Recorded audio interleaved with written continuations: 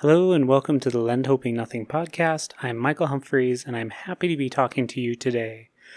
This is episode 9 and today we're going to be talking about the real economy and the financial economy. I've become kind of interested in this because I've heard a lot of various discussion about it, and generally it seems that people are opposed to the financial economy. And so just the first kind of thing to try to get out of the way is to try to distinguish between the real economy and the financial or finance economy. And I don't know that there's a good distinction between the two because they are quite intermingled. But generally, the real economy is seen as that part of the economy that generates real goods. So you can think of manufacturing and other sorts of things that are actually creating goods.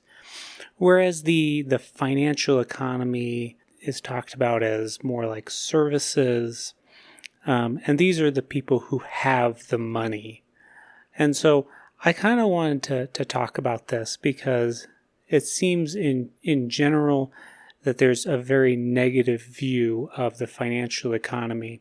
Those people who have money and are investing it and bringing capital into the system. And particularly in the sense of thinking about how the financial economy actually supports the real economy, and then discuss also some ways that there are problems. So there's 3 big things that I want to discuss. So the first one is actual finance or credit for real companies or the real economy. The second is going to be liquidity, and then the third is going to be risk management. Now, I think the first one, which is actual financing, whether that is getting a ownership claim or some sort of interest in a company versus more of a debt claim in a company. Now, kind of looking back at the medieval period, we can especially look at the societas, which was this it was a partnership, and so there was involved sometimes a financing arrangement. So Michael Poston, in his book, which I think is really just a collection of his published articles, discusses this, and he argues that there were a few different ways in which the societas was actually implemented. So one, it was used as kind of an agreement for hire. So you would actually hire someone to take your goods to market and sell them, and you would pay them a fixed wage. The second was you actually went into this co-partnership where you would provide some goods to a merchant, and that merchant would then go and sail and sell them, maybe take them to the Holy Land and sell those goods. Or a common one was taking wool from England and selling it in Italy. The other one, though, was more of a specifically financing arrangement, and he talked about how there were instances in which a person who had some capital, some wealth, would actually invest that into an established merchant. And so he got that sort of a financing arrangement. So he kind of let that merchant do his business with that capital. And so that is a way that even now the financial economy helps the real economy, because the merchant or the artisan or whoever can then take that money to generate more goods. And we can see this in our own times, particularly with stock investments, with specifically the IPOs. And so you're actually giving the money to the company, and that allows them to take that capital and then run with it to develop the company. in addition to IPOs, sometimes there are also follow-on offerings. So they will sell additional shares after that initial public offering. And so that's another way to raise even more capital. So a second way that we see in the Middle Ages of this kind of financing, it was less specifically for the business, but it was a particular kind of credit arrangement, and that was the census contract. And I've talked about this a couple of times in previous episodes. And the idea here was that in the census contract, the purchaser of the census is purchasing a property interest in some sort of fruitful enterprise, whether it be a farm, whether it be housing or an actual business. Now, this wasn't necessarily tied to the business, that the money had to go into the business. So, for example, people who sold a census contract would sometimes use that money to go on pilgrimage. Sometimes it was used to pay off usurious debts, or for other things. Sometimes it would go into these other operations. But that was another way in which this sort of census contract could provide for the real economy, because it allows that person to get money now to buy the things that he needs. The way that we see this now is in bond issuance. And so we see big and large bonds put out onto the market.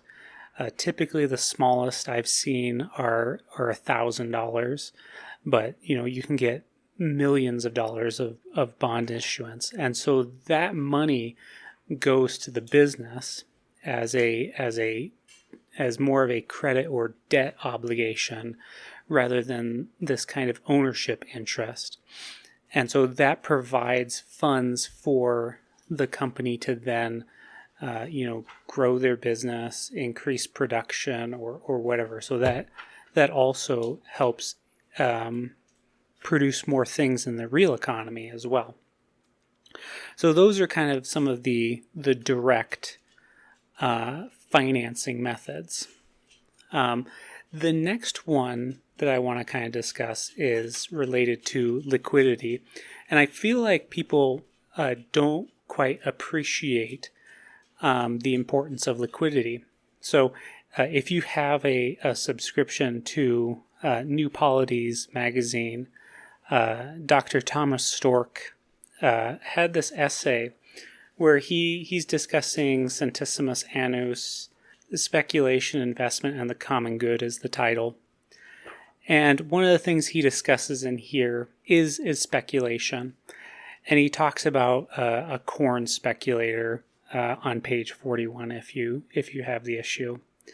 And one of the things that really struck me here is that he's very much sees John Paul as condemning the speculator, someone who buys low in order to sell high, which is what he talks about this corn speculator doing.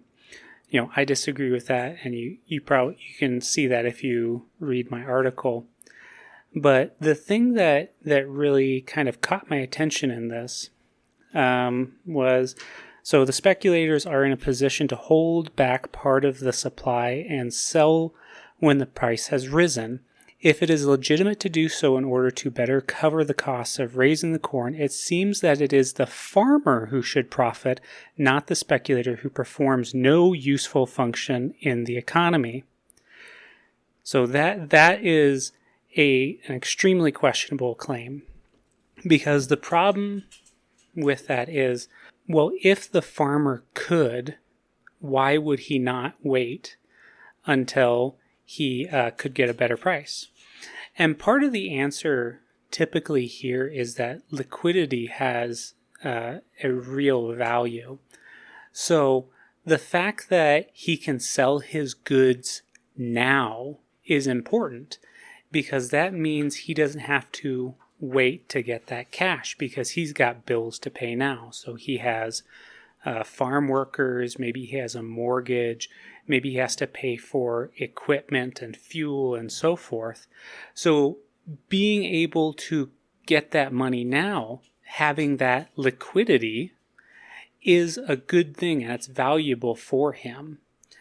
And the speculator in this case, does provide that opportunity to him to be able to, get that liquidity now. So in medieval times, and we see this today as well, one of the things we see was a big advantage was the formation of these kind of credit sales. And the credit sale was essentially, and this happened a lot in the wool markets or wool industry in England, was that the actual wool producers would sell their goods on credit to a merchant who would then go sell it in Italy and come back and then pay that price that they had sold on credit. And so this is actually valuable for the wool market, because they can keep moving their product, and so they can keep moving it forward without having to store that product. And so this kind of financial arrangement where they have this sort of debt contract is actually very valuable, because they don't have to take all the risks of holding the good and trying to find some seller who has the capital right now. And it's also good for the merchant, because he is then able to, not have to raise the capital to pay for it right now, but he can take it on credit, go sell it, and then pay off that debt and keep the profit. So this kind of financial arrangement is also very valuable, kind of similar to the speculator that Dr. Stork dislikes. So in addition to this, we have the whole secondary markets. And there's a lot of dispute around this, but that sort of liquidity is very important.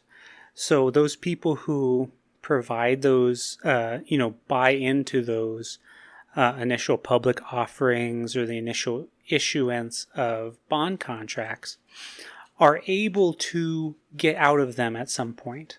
So there's all sorts of reasons that those type of people might want that liquidity, that they can exchange that stuff for cash, because maybe expenses come up. Maybe there's another investment they want to move into. There's 100 different things. And these things can lead to further development or further support of the real economy, because, because there's a secondary market, because there's that liquidity, I can pay my other bills, I can do other things with it, and then because of that, that's supporting the real economy, because then I'm able to buy those goods that I need now. Another kind of thing related to this liquidity is other types of credit contracts. And so, given the focus of my show, I'm assuming non-usurious mortgages in this case. But there is the case of the mortgage-backed securities, which is one of the interesting ones. And so the problem that a company might have, or a bank might have, in sort of a local region is that they may not have the capital in that bank to finance different companies or house purchases. So how can they get around this? So they can put up the contract, but then they can sell it to a larger, more national bank. And so then the capital from that larger bank essentially moves into that local region. And what the mortgage-backed security does is it allows an even broader base of capital where you have investors who are looking to invest in these mortgages for the interest and principal payments. And so then they're able to put forward their capital. And so their capital will go into these mortgage-backed securities, which will then effectively go into these other banks, which will help the kind of liquidity of credit through the market, which then allows, people to buy houses and companies to get lines of credit. Not only that they have that capital available to them, but the more liquid, the less friction there is in those transactions, the lower the interest rates are going to be. So it actually not only helps them get capital, but helps reduce their cost of capital. And so this is another way that these type of financial arrangements can help the real economy. So that's kind of the liquidity perspective. And there's more to talk about beyond that. But the third thing that I want to mention is sort of risk management. So one of the big things is going to be, for example, futures contracts. So a futures contract allows a company to kind of set the price that they're going to buy a commodity for ahead of time. And so, for example, one of the classic examples is McDonald's has to buy potatoes in order to make their French fries. Now, for whatever reason, the potato market from year to year might go up, down, left, right, and center for any number of reasons. But having these sorts of contracts allows for companies like McDonald's to kind of smooth out their earnings so they don't risk having 1 year of really high profits and then the next year having a bunch of losses just because of the way the potato market moved in those years. And so by using these futures contracts or forward contracts, they're able to kind of set a price and be able to manage better their earnings, which then allows them to better manage their company and better provide real goods. And this goes more broadly. You can think about this as, in steel and copper and all sorts of different goods for manufacturing. The other side of this is going to be risk management around, things like what are called options, which allow you to calls and puts, which are different ways of protecting your assets against changes in the market. So, if the market goes down, you can buy a put and it will cover that potential loss, and you pay for that. And then if you're looking for some upward exposure, you can also have a call, which does a similar thing, but with upward movements as well. And so this can also help manage a company's earnings, which helps them be more stable in their profits and able to produce goods more reliably over time. The next thing is going to be things like life insurance, annuities, and property insurance. So obviously when someone dies, that has a huge impact on the family. And so having life insurance is a way of helping to provide people so that they can continue to take care of themselves and continue to take care of that family, which ultimately means that they're able to get the goods that they still need, and that is going to continue to support the real economy and the real economy of their household. Annuities is kind of the flip side of that, because whereas life insurance is concerned with death, Annuities is kind of protection against what's called longevity risk. So you live a lot longer than you expect, for example. And so that can also help as well. So it helps you be able to pay for future expenses. And so you're able to, again, afford those goods that you're going to need in the future and manage your own household and then manage, which also is going to support the real economy because you're going to be able to get the goods you need when you need them. So, and then property insurance as well. So you're able to have the wealth and the value that you need to take care of yourself and your family over time. So, risk management is another big aspect, not only for business operations, but also just the care of your family and that economy as well. So, but now I kind of want to look at a lot of the problems, or at least some of the problems. So, for example, with some of the risk management stuff, there seem to be kind of, problems around this. So one of the things in insurance is the idea that you should have an insurable risk. And so, for example, you can't take out a life insurance policy on a stranger because there's no insurable risk. You have no dependency on them. You're not going to have to pay for their funeral. You're not dependent on their wages and so forth.